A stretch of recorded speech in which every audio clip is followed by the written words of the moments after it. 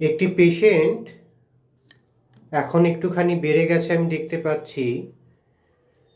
ছেলেদেরকে যে prostate gland আছে, সেই গ্ল্যান্ডের সমস্যা হলে আজকের ডেটে কি করবেন?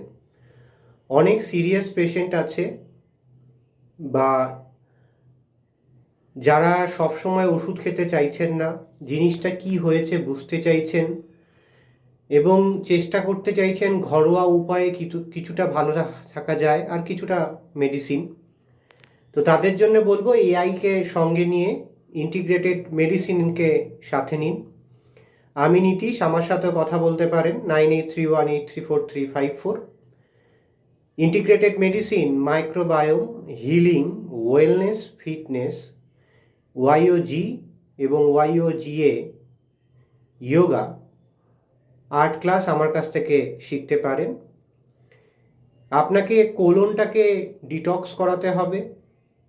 রেকটামের যে পেশিটার বেড়ে গেছে, চাপ বাড়ছে, সেটাকে কিছুটা হলেও কমানোর চেষ্টা করতে হবে।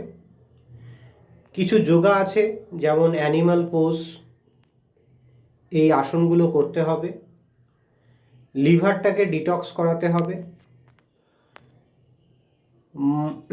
মলাসনটা করতে হবে,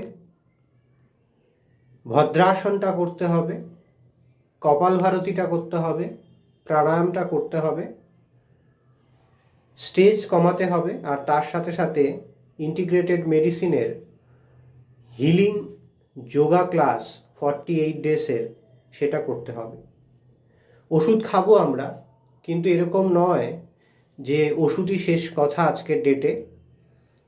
যারা সিরিয়াস তারা আমার সাথে যোগাযোগ করতে পারে।